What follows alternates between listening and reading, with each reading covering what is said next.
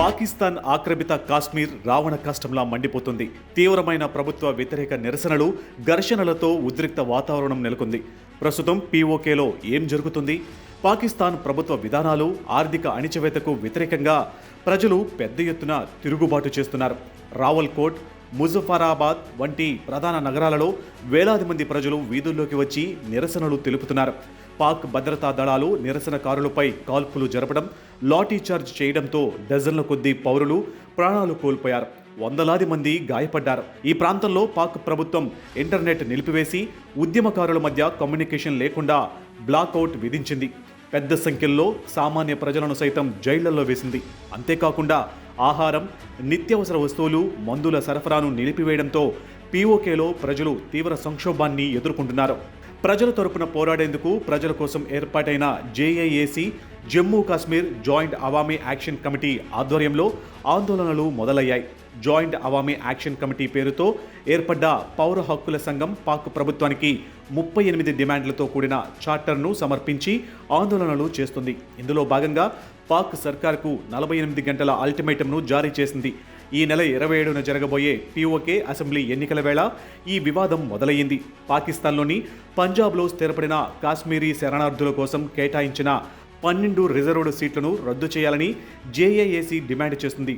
ఎందుకంటే ఈ సీట్ల ద్వారా ఇస్లామాబాద్ ప్రభుత్వం తమకు అనుకూలంగా ఉండే నేతలను అధికారంలోకి దించి వారి ద్వారా తమ విధానాలను పీఓకేలో అమలు చేసే స్థానిక రాజకీయాలను ప్రభావితం చేయాలని చూస్తుందని జేఏఏసీ నేతలు విమర్శిస్తున్నారు. దీంతో పాటు స్థానికంగా మంగళ డ్యాం ద్వారా ఉత్పత్తి అయ్యే విద్యుత్తును తమకే చౌకగా అందించాలని, గోధుమ పిండి, ఇతర నిత్యావసర వస్తువులపై సబ్సిడీలు ఇవ్వాలని Jammu Kashmir joint Awami action committee demand చేస్తుంది. నిరసనలు ఉధృతం కావడంతో పాక్ ప్రభుత్వం జేఏఏసీని ఉగ్రవాద నిరోధక చట్టం కింద నిషేధించి వారి అగ్రనాయకుడు షౌకాత్ నవాజ్ మీరా సహా 600 మందికి పైగా ఉద్యమకారులను అరెస్టు చేసింది. దీనికి నిరసనగా జూలై 9న భారీ ఉద్యమానికి పిలుపునిస్తూ పాక్కు జారీ చేసిన 48 గంటల అల్టిమేటం పూర్తయినా ప్రభుత్వం ఎటువంటి నిర్ణయం వెల్లడించలేదు. పీఓకే నుండి పాక్ ఆర్మీ, పారామిలిటరీ దళాలు తక్షణమే వెనక్కి వెళ్లాలనేది కాశ్మీరీ నిరసనకారుల డిమాండ్లో ముఖ్యమైనది. పీఓకే రాజకీయాలలో ఇస్లామాబాద్ జోక్యం చేసుకోకూడదని, మాకు స్వేచ్ఛ, ఆజాదీ కావాలి అంటూ రావల్కోట్ ర్యాలీలలో నిరసనకారులు నినాదాలు చేయటం పాక్ నేతలకు చిరాకు తెప్పిస్తుంది. ఇక్కడితో ఆగకుండా సహాయం కోసం నిరసనకారులు భారత్ను అభ్యర్థించడం పాక్ నేతలకు కంటి మీద కునుకు లేకుండా చేస్తుంది. పాక్ అధికారులు విధించిన నిబంధనలతో ఆహారం, మందుల సరఫరా పూర్తిగా ఆగిపోయింది. దీంతో ప్రజలు ఆకలితో అలమటిస్తున్నారు.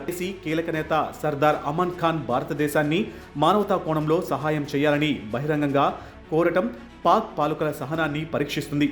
పరిస్థితి ఇలా ఉంటే ఎల్ఓసి వెంట ఉన్న పూంచ్, డోడా సెక్టార్ల సరిహద్దులను తెరిచి తమను భారతదేశంలోకి ప్రవేశించడానికి అనుమతించాలని జేఏఏసీ నేతలు డిమాండ్ చేస్తున్నారు. దశాబ్దాలుగా పాకిస్తాన్ చేతిలో తాము ఎదుర్కొంటున్న ఆర్థిక దోపిడీ, రాజకీయ వివక్షతకు వ్యతిరేకంగా పీఓకే ప్రజలు ఇప్పుడు పూర్తి స్థాయి తిరుగుబాటుకు దిగారు. పీఓకేలోని పలు ప్రాంతాలలో, ముఖ్యంగా తట్టాపానీలో నిరసన నిర్వాహకుల కోసం జరిగిన సోదాల్లో మహిళలు, పిల్లలను నిర్బంధించినట్లు సమాచారం అందుతుంది. ర్యాలీలు చేపట్టక ముందే ఉద్యమాన్ని బలహీనపరిచేందుకు భద్రతా దళాలు పలువురు కార్యకర్తలను, నాయకులను అరెస్టు చేశాయని జేఏఏసీ ఆరోపించింది. పరిస్థితులు చేయి దాటుతున్న సమయంలో పాకిస్తాన్పై అంతర్జాతీయ ఒత్తిళ్లు పెరుగుతున్నాయి. తాజా ఉద్రిక్తతల వేళ బ్రిటన్ పార్లమెంటు సభ్యుడు బాబ్ బ్లాక్మెన్ పీఓకేలో నిరసనలపై తీవ్రంగా స్పందించారు. ఈ ఉద్యమాలను అణిచివేసేందుకు పాకిస్తాన్ తీసుకుంటున్న హింసాత్మక చర్యలపై దుయ్యబట్టారు. నిరసనకారులపై బలప్రయోగం చేయడంపై పాక్ జవాబుదారీతనాన్ని కోరాలని బ్లాక్మెన్ బ్రిటిష్ ప్రభుత్వాన్ని కోరారు. బలూచిస్తాన్, ఖైబర్ పఖ్తూన్ఖ్వాలలో జరుగుతున్న ఉగ్రవాద హింసతో ఇప్పటికే సతమతమవుతున్న వేళ పాకిస్తాన్ పరిస్థితి మరింత అగమ్యగోచరంగా మారింది. పీఓకే ప్రజల అభ్యర్థనను భారత్ ఎలా చూస్తుంది? వారిని ఆదుకునేందుకు మోదీ సర్కార్ నిర్ణయం ఎలా ఉండబోతుంది?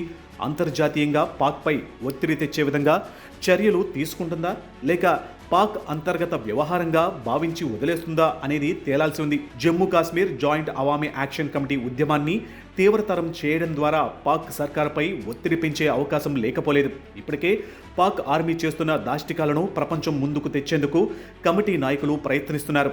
పాకిస్తాన్ సైన్యం నరమేధాన్ని, రక్తపాతాన్ని కోరుకుంటున్నాయి, కానీ చర్చలను కాదు అంటూ కమిటీ వర్గాలు చెబుతూ అధికారులు ఉద్దేశపూర్వకంగా పరిస్థితిని హింస వైపు మళ్లిస్తున్నారని వారు ఆరోపిస్తున్నారు.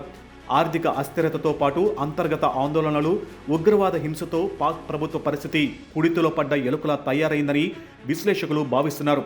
పీఓకేలో నిరసనకారులపై పాకిస్తాన్ భద్రతా దళాలు జరుపుతున్న అణిచివేతను భారత్ తీవ్రంగా ఖండించింది. ఈ అశాంతికి పాకిస్తాన్ దశాబ్దాలుగా సాగిస్తున్న ఆర్థిక దోపిడీయే కారణమని విదేశాంగ మంత్రిత్వ శాఖ స్పష్టం చేసింది.